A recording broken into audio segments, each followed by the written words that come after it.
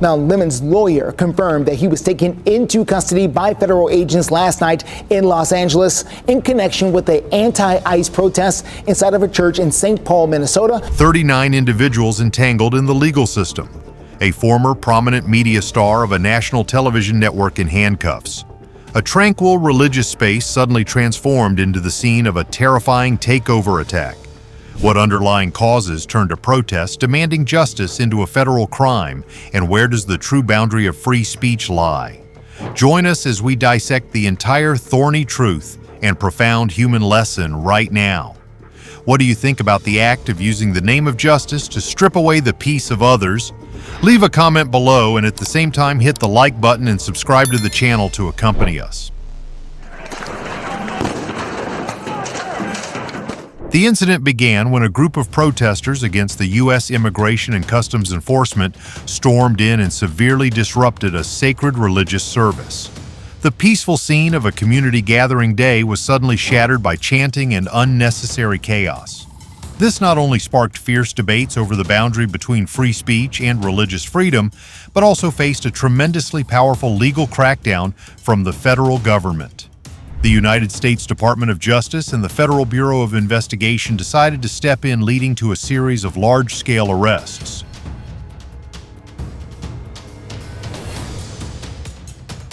To fully understand the root cause of this incident, we need to look back at the highly sensitive social context in the state of Minnesota at that time. All the outrage stemmed from a wave of fierce opposition to the federal government's immigration enforcement activities conducted by the customs agency in this area.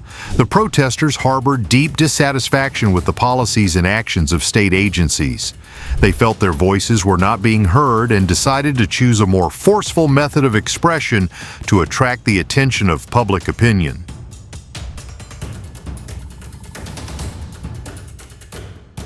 The climax of this absolute outrage stemmed from a heartbreaking tragedy, specifically the death of a 37-year-old woman named Renee Good. Her death at the hands of federal agents ignited a wave of mourning and anger among the community of immigrant rights supporters. Upon storming into the religious facility City's Church, the protesters continuously chanted slogans demanding justice for this ill-fated woman.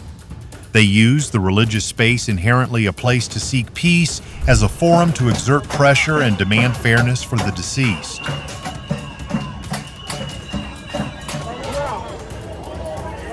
From here, we can draw an extremely valuable lesson on how to manage emotions and direct actions in a volatile modern society.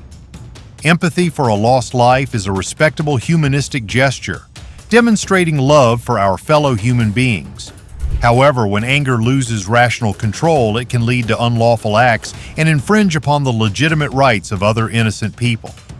Acting in the name of justice to commit disorderly conduct not only fails to solve the core issue, but also creates new wounds for the community.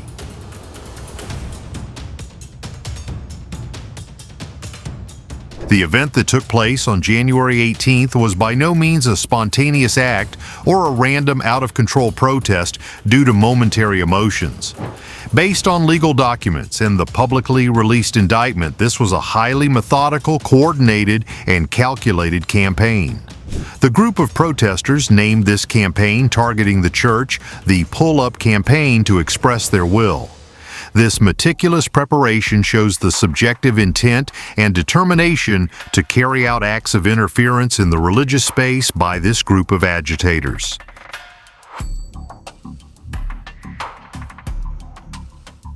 The indictment clearly named the individuals who played a core role in organizing this disruption, including many influential names in the online community. Instead of keeping it a secret, the organizing group blatantly used the viral power of popular social media platforms to promote call for participation and spread toxic information. The level of detailed planning was also demonstrated by the defendants having a clear consensus on a staging location. Prior to conducting the disruption, they met at a shopping mall to coordinate actions and consolidate forces to maximize pressure.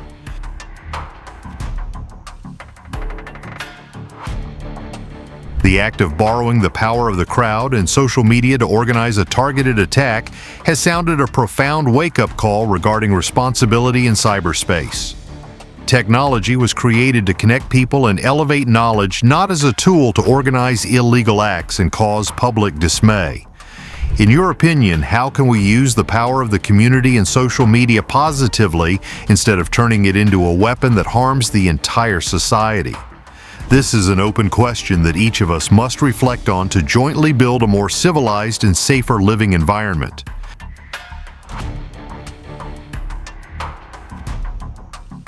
Returning to January 18, 2026, this campaign was officially executed at the religious facility right as sacred ceremonies were taking place. The federal government's indictment used extremely strong language to describe the particularly serious nature of this incident. Specifically, the document alleged that the agitators stormed the church and carried out a closely coordinated takeover-style attack. Their actions did not stop at shouting, but also included a series of acts of oppression, intimidation, coercion, and gross physical obstruction.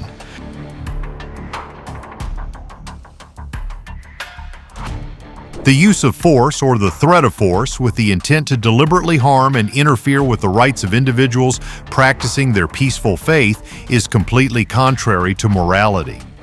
The consequences of this attack on the congregation were absolutely devastating and left deep psychological wounds that will perhaps take many years to heal. The church's lead pastor, Mr. Jonathan Parnell, along with the parish leadership, was forced to make the urgent decision to immediately end the service to ensure the absolute physical safety of everyone present.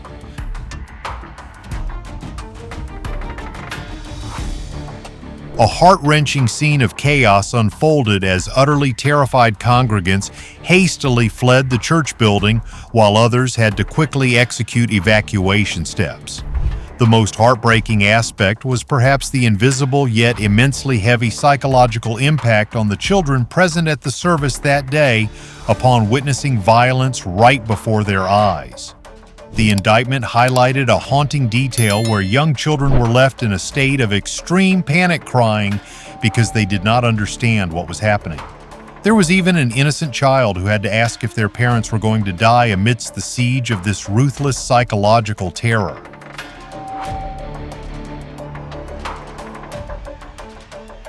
The detail of utterly terrified children is truly an extremely painful cut into the conscience of adults with morals.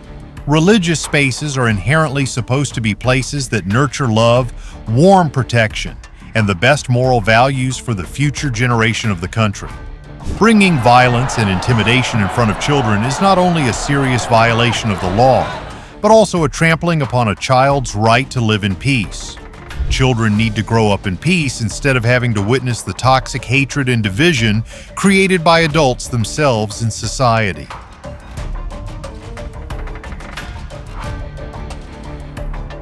When facing the incident, Pastor Jonathan Parnell clearly expressed his indignation and sorrow from the bottom of the heart of someone who has dedicated his life to spiritual leadership for the community.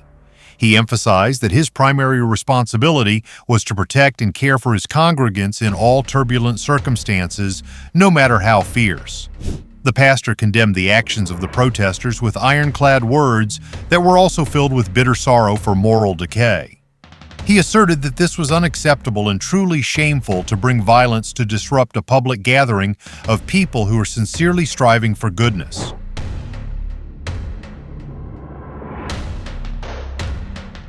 A particular factor that caused this raid on the religious facility to attract massive attention from national media was the unexpected presence of highly famous figures. The involvement of the renowned former CNN television network host Mr. Don Lemon created a true seismic shockwave in American public opinion. Initially, the public assumed he was only present at the scene in a personal capacity or to cover the news from the perspective of a professional journalist. However, his actual actions at the scene quickly swept him into a highly complex legal vortex with unpredictable consequences.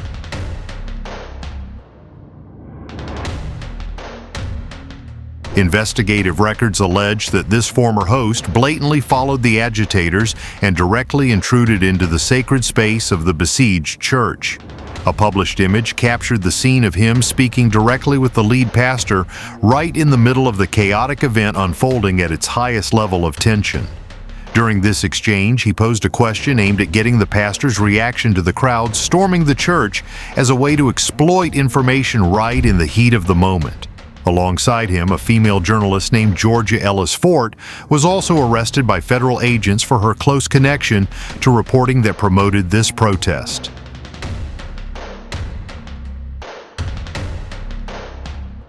Federal authorities took an extremely resolute stance by not considering this media figure's presence merely as legally protected journalistic work. He was officially placed on the list of defendants and arrested, becoming the most shocking and highly scrutinized arrest in this entire chain of historic events. He faces particularly serious charges, including conspiracy to deprive the right to religious freedom and direct violations of federal laws protecting places of worship.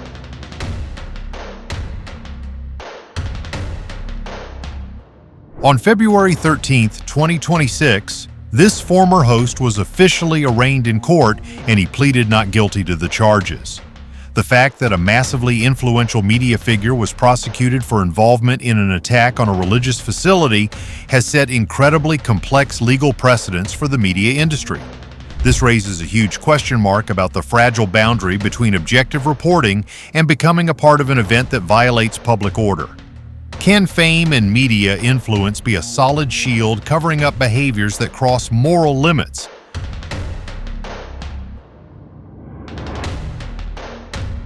From a community education perspective, this incident profoundly reminds us of the importance of maintaining objectivity and professional ethics, especially for those working in mass media. A person holding a pen or a camera must clearly recognize their immense social responsibility in guiding public opinion toward truth and righteousness. Abusing the name of press freedom to promote or meddle in acts that violate public order will certainly face the strict punishment of the law. Justice is always fair, and there are absolutely no forbidden zones or exceptions for anyone, no matter how powerful a position they hold in society.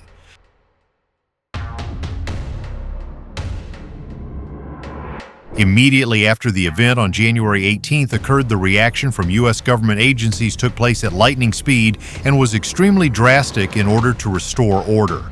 The administration under President Donald Trump acted quickly, immediately directing the opening of a comprehensive and sweeping investigation into this pressing issue. The focus of the investigation and the primary legal basis used to prosecute the suspects was the Freedom of Access to Clinic Entrances Act. This act essentially encompasses highly strict and detailed regulations on protecting the absolute right to religious freedom of every American citizen.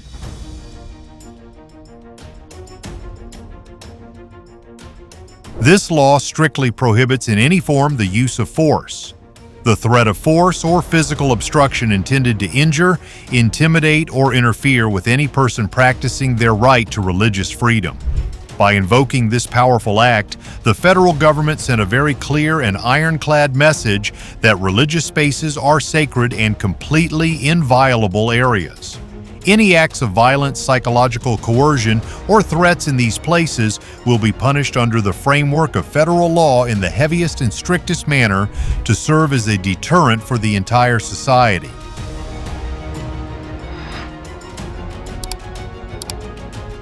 Ever since the federal-level investigation was launched, a series of arrests has been carried out in a methodical, professional, and continuously relentless manner to root out the problem. This legal crackdown not only targeted the individuals directly causing the disturbance at the scene, but also aimed at dismantling the entire organizational system behind instigating and planning the incident. The latest legal development, which is also the center of attention, occurred on February 27th when a large-scale indictment was officially unsealed by the Department of Justice before the general public and the news media.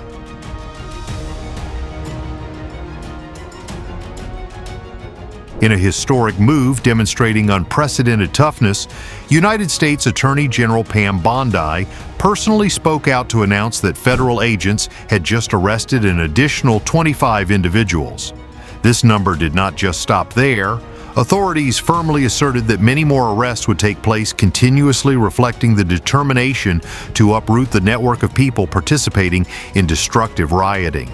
The unsealed indictment officially charged dozens more, raising the total number of individuals prosecuted by the federal government to a record-breaking 39 people to date.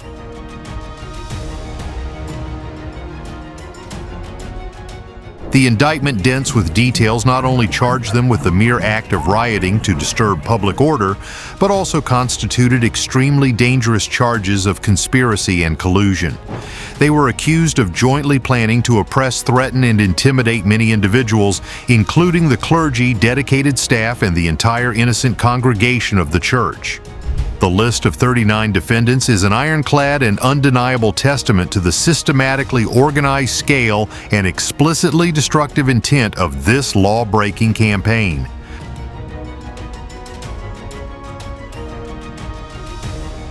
Court documents transparently made their identities public, forming a long list of individuals who must face the light of justice and the strict sentences of the law. The emergence of a list with all sorts of demographics, from social activists to media figures, shows that the Department of Justice is thoroughly applying the principle of exempting no one. This clearly affirms the determination to protect national discipline and appropriately punish actions that rob away freedom in sacred spaces using methods of psychological terrorism.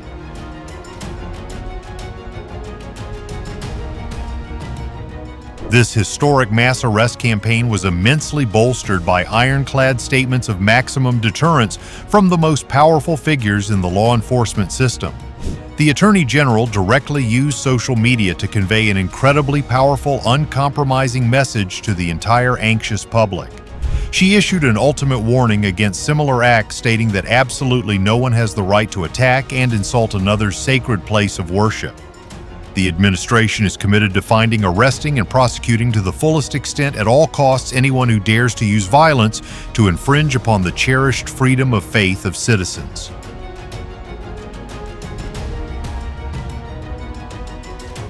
The strong declaration by the head of the Department of Justice, along with FBI Director Kash Patel, affirmed an ironclad commitment to protecting peaceful religious spaces with the series of thorough arrests, serving as clear evidence of the firm resolve to not tolerate extremism. The close coordination between law enforcement agencies restored order, bringing peace to the spiritual lives of tens of thousands of citizens. In a complex social context, elevating legal knowledge and community awareness is the most solid shield to protect individual freedoms. The story at the Minnesota Church further proves the great power of solidarity, tolerance, and religious faith in helping the community overcome trauma without nurturing hatred or violence.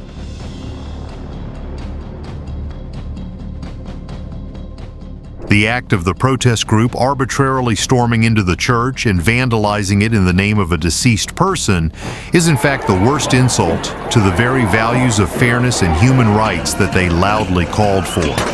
The religious community here had to suffer massive spiritual losses and immeasurable hard-to-heal wounds just because of the impulsive lack of thoughtful consideration by a group of people. This proves an irrefutable truth that a purpose, no matter how outwardly good it seems, can never justify wrong means and actions that are destructive to the community.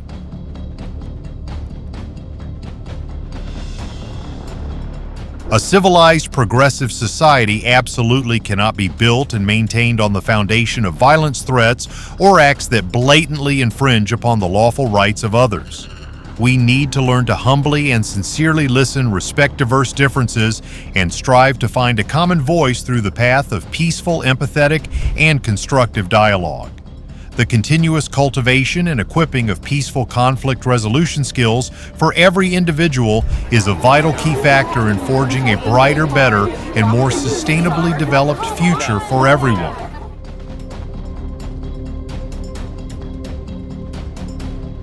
As the arduous legal proceedings of these 39 defendants continue in the near future, the entire watchful attention of public opinion across the nation will undoubtedly remain focused on every development in the courtroom. The final strict rulings of the court will not merely determine the individual fates of those who lost their way, but will also establish historic legal milestones that shape the standards for the entire country. Fair and strict laws will always be the most solid, impenetrable shield protecting the core human values of a true and civilized democracy.